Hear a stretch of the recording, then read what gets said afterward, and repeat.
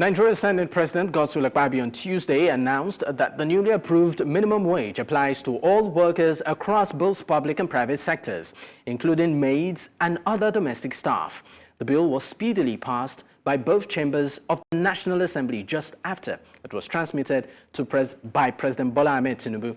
In his words, talking about the Senate President, if you are a tailor and you employ additional hands, you cannot pay them below 70,000 naira. If you're a mother with a newborn child and you want to hire a housemaid to look after your child, you cannot pay that person below the approved minimum wage. It is not a maximum wage. It applies to all and sundry. Well, joining me to discuss this is Amechi Asugwuni, is the former deputy president of the NLC. Thank you for joining me on the program. Welcome, Dabo. All right. This development, the back and forth first, before this figure was eventually reached, talking about 70,000 naira. I'd like to take your reaction first to that amount, because I know that the last time we had this conversation, you were talking about a living wage. So my first question to you is 70,000 naira the living wage? Yes, in a country like ours and the economy of today, one may be tempted to resist yes to such answer. But being a product of a struggle and considering where we are coming from, is an effort in the right direction. Unfortunately, the inflation has eaten the wage on arrival. So it is not about the 70,000 now. It's about what could government do to actually control the high rise of commodities in such that 70,000 will have its value in the market. Because as we speak, if at the conclusion of negotiation for 70,000, such wage cannot afford a bag of rice, it's a threat. But the question is looking at a government that promised to be progressive in the implementation. It means you don't focus on wage implementation. You focus on how to stabilize the economy for such wage to have a meaning. So should Labour have focused more on the inflation rate, the cost of living, as against an increase in payment? Certainly. In fact, as a matter of fact, Labour will not go to sleep to narrow its mind on wage implementation. Labour would do everything possible because government, in agreeing to pay 70, had promised the reason they could go beyond was inability to pay. And as a result, they have also promised certain expectation of economic changes that will favor workers. Because why do you need much wage? It's because workers believe they are funding themselves. Workers believe, average Nigerian worker believe that because government has failed in their own part, I can afford my water, I can afford my transport, I can afford everything, basic need that government ought to provide. As such, government should not begin. The news for 3 years to reduce from 5 years to 3 years for period of negotiation is a plus. But even at that, even though you do yearly increment, in the standard of economy you operate, it will still boil down to mockery. Because I feel that what is expected of government now is how to make our currency regain value. Regain value because there was value. Shouldn't that have been the focus of Labour? No, you can't be against just saying, you know what, increase the amount of naira in the pocket, boost the minimum wage from 35,000 to 70 as we have it now. Initially we know that the amount was 250, even though there were concerns that going at this rate would further dampen the value of the naira. Shouldn't Labour have focused more on saying, you know what, how can we drop the prices of food? How can we drop the cost of transportation? How can we drop accommodation, the cost of accommodation, education and the likes? Unfortunately, Labour is guided by Constitution. Labour is guided by the rules of engagement that brought them to power. Labour is looking at what affects their members. And don't forget, minimum wage... But these issues affect the members too. Minimum wage is a law. And because it has expired, it called for its review, naturally by law. And therefore, the protest the lingering or looming protest is the one calling for repair of the economy. The one for minimum wage is about Nigerian workers. The issue of wage is about workers. The issue of economy, difficulties and hardship we are facing today is about Nigeria. So it's a two different things, which labor is part of the whole. But what they have just concluded is about the welfare of their members, not the entire Nigerians. Because there are private sector, there are non-organized sector that are badly affected, that even the outcome of the wage has not given them what they want. So such people may be the one more angry, even at the product itself. Now, talking about the non-organized sector, you know, I mean, just like what the Senate president was saying, if you have a cook now, the cook has a right to say, you know what, you have to pay me the minimum wage. If you have a driver, whether 4, 5, 6, depending on the amount of housemaids you have, you, by law, and also the statement of the Senate president, cannot go below 70,000 naira. Now, if you look at the sustainability of this and how realistic this is, particularly for those that have, you know, the basic mama put, for instance, that people eat, they employ a lot of people. You look at their earnings, and then this law says you cannot pay your staff. Aren't we looking at a situation where we might just see mass retrenchment, particularly for low-income earners? Yes. People that can meet up. One thing is to make statement. Another thing is to make law. The first part of the resolution of Senate I read was referring to reviewing the time frame for negotiation, which is 5 to 3 years, and the increment from 30 to 70. I want to believe that the comment of Mr. President, the President of Senate, actually reflect the review of the new bill, because it is not by President of Senate statement that laws will be complied to.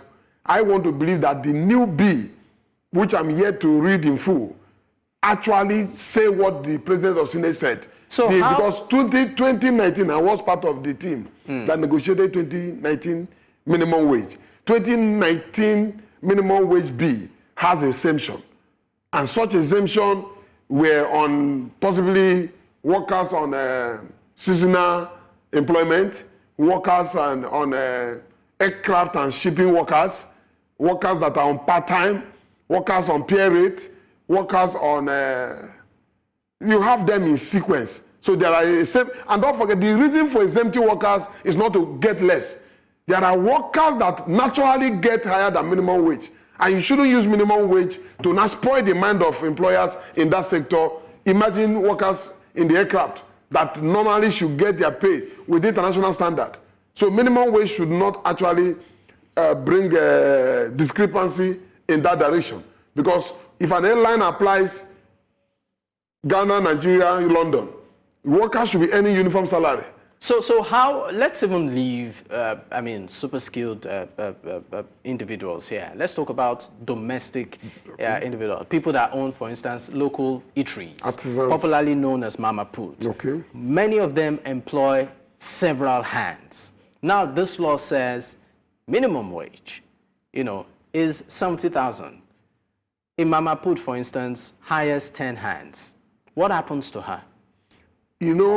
When laws, if you make a law without considering the consequence, because there is nothing that will stop mama put from paying 70,000 to workers, but something may stop people from eating from the mama put, because the price will not be the same. Mama put cannot raise money from dust. She or he will raise money from the same product.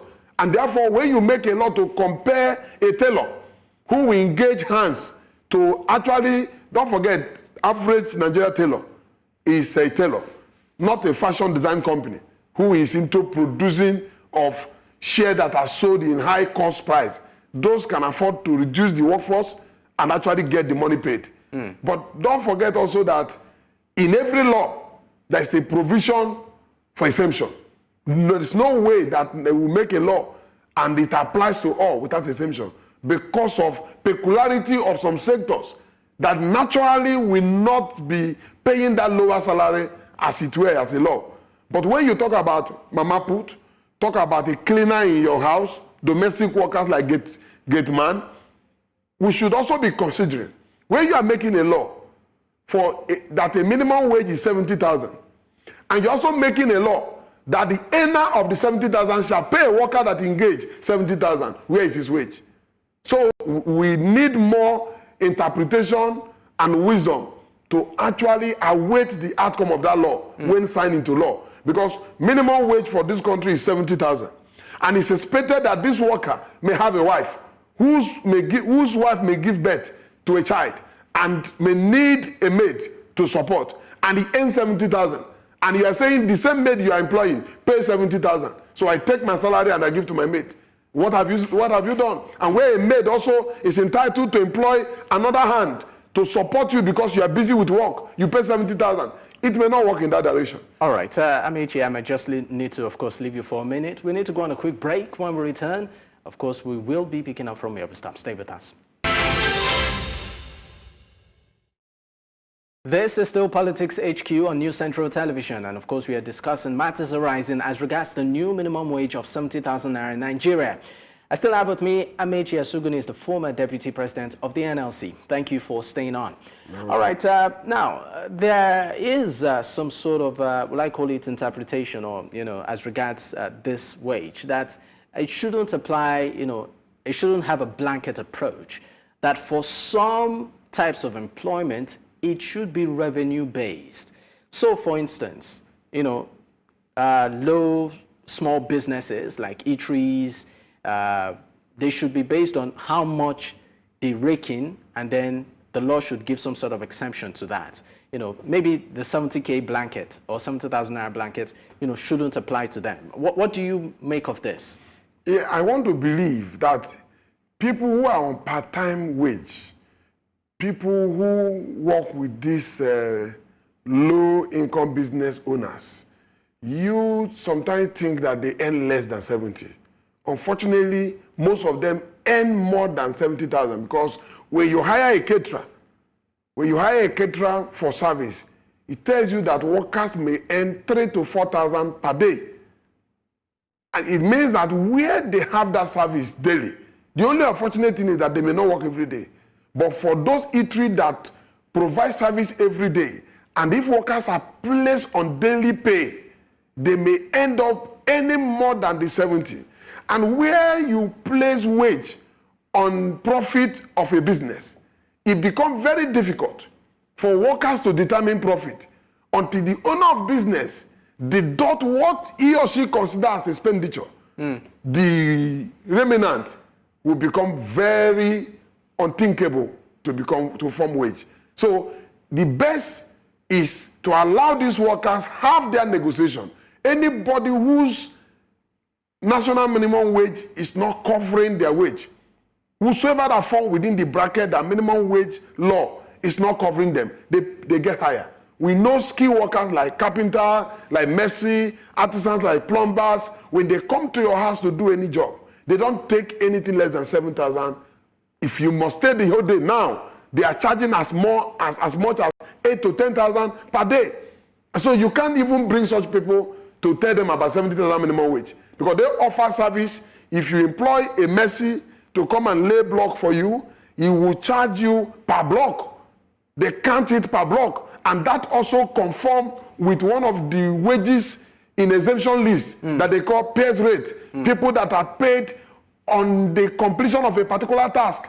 So they count your block. If a block is 15 naira, 14 naira, and you're able to lay 1,000 for a day, that is your money. Now, let's upscale this a bit. Some have actually suggested that even skilled workers, talking about those, doing the corporate job, for instance, should be paid hourly, just like you have it in other climes. If you had to break this 70,000 naira now, to hourly pay, it's less than 500 naira. Yeah, that's about 482, I guess. Very poor. But it's less than 500 naira. So what do you make of that? Do you think that some sort of restructuring when it comes to wages, should it be done hourly like we see in advanced countries, or we still leave it to the monthly pay that has been the tradition? The tradition is because the fundamentals have not changed. Wages that are paid hourly out there are designed with framework, which a worker already knows his task before resumption. A worker already has a target before the end of the work. In Nigeria, it is not, it's the other way around. A worker can come to work in some ministry and does nothing for 1 week, and they still take pay. I'm a worker, and I know what I'm talking about. The problem may not be coming from the worker. It will be coming from the same government whose absent to make work available has made some workers redundant. So whereby you are not paying salary based on productivity, the problem of hourly pay is that employers will lose more. All right, 30 seconds because we're pressed for time. Some states are saying that they may struggle meeting up with the new figure. What do you make of that? We encourage such states to either resign as a governor or you increase your internal generated revenue. Nobody live on ready-made income to pay wage. People are not actually considering wage as a priority. For as a governor, you are an employer. And as such, whereby you place wage as against productivity of the state, there is no way a state will see production in the art of a worker. More or less, the output of a worker per month gives you certain range of benefit. Paying salary become a rewarding for output that you are succeeding as a state. So whereby people gain workers to do job and they don't utilize worker skill. I have told us in this program how you see wage bill of state paying access money for consultancy when they have workers that would have done the job. The same thing applies. So when they cry that they lack money to pay, it's because they lack understanding to utilize workforce to make money. When you don't use workers to make money, you continue to pay wage as waste. Wage is not supposed to be a waste. Waste is supposed to be fundamental motivational expenditure to get more money for the state. There's no state is like a company. And there's no company that will continue to run on loss. And if the manager of any company is not doing well, directors will fire you. And these are the electorate. So I see in Nigeria that any governor that start complaining of inability to pay the few that are working, Nigeria have high rate of unemployed people. And if the few working cannot get 70,000, there's no hope for the undergraduate.